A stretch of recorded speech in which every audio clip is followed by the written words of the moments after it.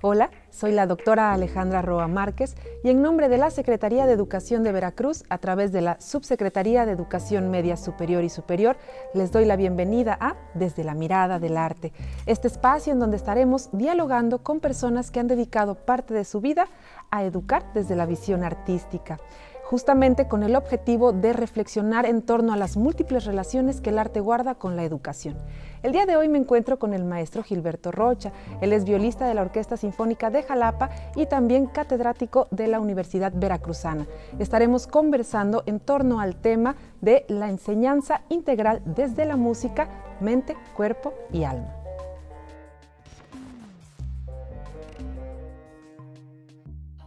Muchas gracias por la invitación, Alejandra.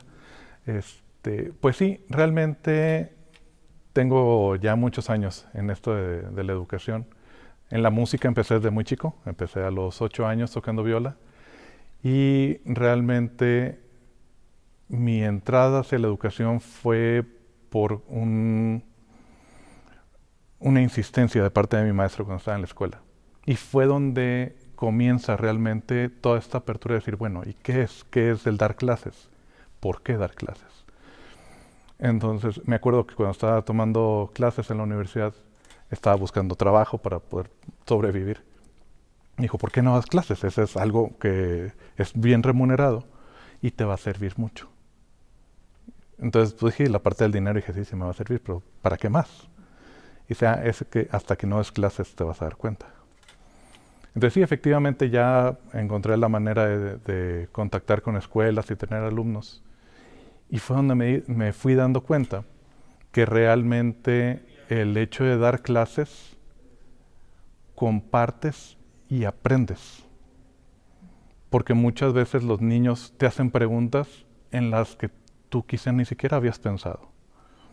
Entonces que un niño te dijera la pregunta, y es que, ¿por qué tengo que hacerlo así y no de esta otra manera que a mí se me hace más fácil? O bueno, sí, así, pero así suena más bonito.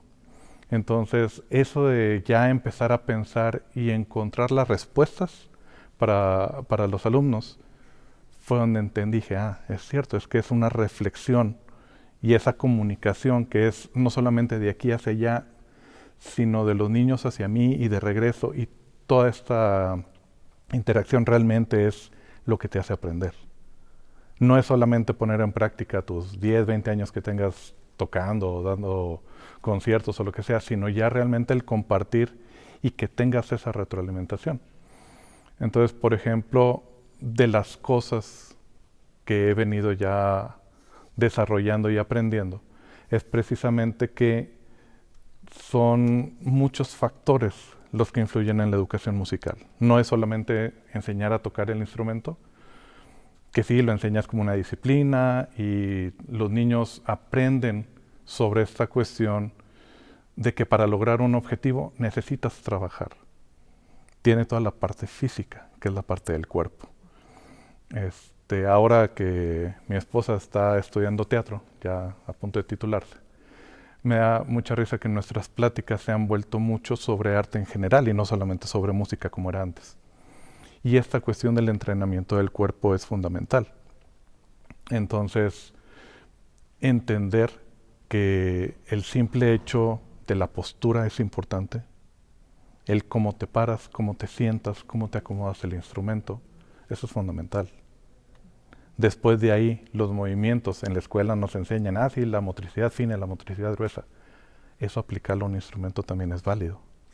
Cuáles son los movimientos que aprendes primero y cómo los vas desarrollando y cómo vas haciendo un aprendizaje mucho más profundo con esta cuestión de los movimientos más finos, que es lo que hacen que un violinista de nivel internacional súper conocido suene como suena.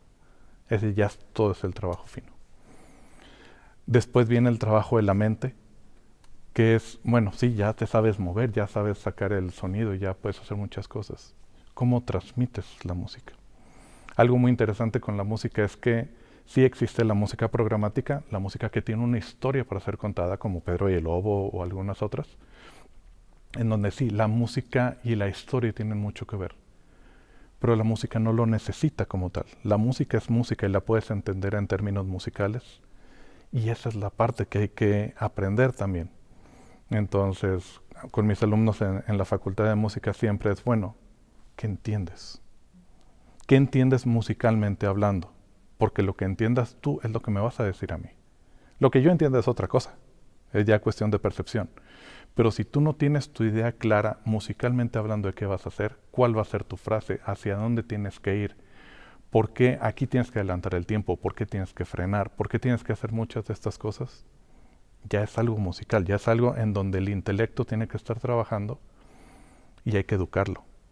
¿Cómo lo educas? Puede ser a través de la historia, puede ser a través de teoría, de análisis, de estar escuchando muchas interpretaciones distintas y encontrar las diferencias y encontrar por qué cada quien lo hace distinto y no suena mal. Cada quien tiene su propia manera de hacerlo, cada quien tiene su propia manera de expresar una misma idea. Cada quien va a recibirla y va a entenderla de acuerdo también a su contexto. En mi casa todos somos músicos. Tengo dos hermanos, un hermano y una hermana que son chelistas. Y tengo un hermano que no, que él es más de computación y cosas de tecnología. Y alguna vez platicando con él me dice, es que me fascina cómo suena este violinista. Y era, bueno, ¿y qué te gusta? No era por criticar, era simplemente el entender qué era lo que él percibía. Me dice, es que el sonido, es que el vibrato. Bueno, esa es una parte. Y también viene después toda la cuestión de las ideas y toda la cuestión de lo que realmente quieres expresar. Entonces, sí, la mente también se tiene que educar. Y lo último, y creo que muchas veces lo dejamos fuera de la educación y creo yo que debería ser uno de los pilares, es el alma. ¿Cómo educas a una buena persona? ¿Cómo educas a un buen músico? Aunque es una persona que se la pasa horas estudiando dentro de su cuarto o su cubículo, no tiene mucha interacción quizá con otras personas.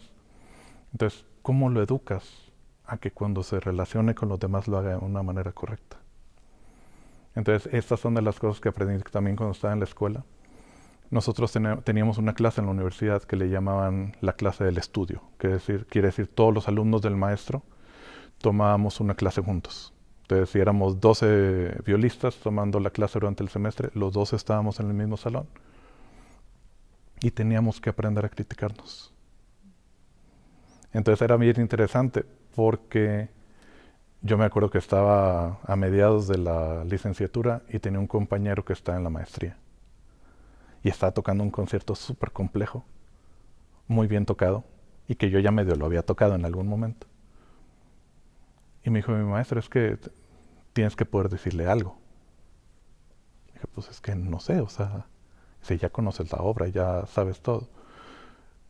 Y entendí que no hablas sobre tu nivel, hablas sobre tu conocimiento y lo que entiendes que está diciendo la otra persona. Entonces, mucho del aprendizaje en esa clase fue aprende a criticar.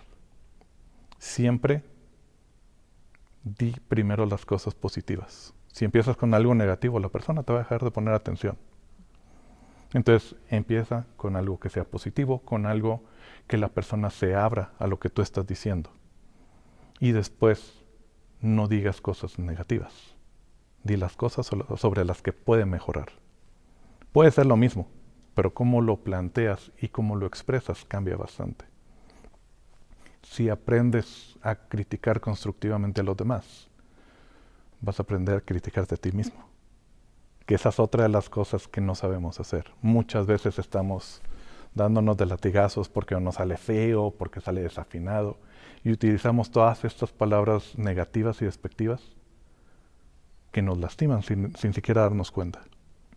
Entonces, aprender a que quizá podamos expresar una misma idea, pero con otras palabras, siendo siempre constructivo, eso yo creo que es lo que nos educa como seres humanos, para que cuando tratas con alguien, para cuando vas y tienes que decirle algo a alguien, no solamente es lo primero que te sale, así de la mente a la boca sin filtro, sino que realmente puedes estructurar algo a que lo comunicas de una manera en la cual no lastimas o haces lo más posible por no lastimar a alguien. Entonces yo creo que esas tres cosas son, desde mi punto de vista, lo básico a la hora de estudiar, a la hora de aprender y a la hora de enseñar. Muchas gracias por compartirnos esto. Muchísimas gracias, Gil. Querida comunidad educativa, lo que nos acaba de compartir el maestro Gilberto es muy importante. Mente, cuerpo y espíritu atraviesan los procesos de enseñanza y aprendizaje. Tenemos que dejar solamente de concentrarnos en los contenidos, tenemos que ver más allá, ver aprendientes que también están pues siendo partícipes de procesos emotivos, también están pues sintiendo y viviendo cosas que están fuera del aula, y es ahí donde esta enseñanza que nos deja el maestro puede permear en nuestras aulas. Muchas gracias.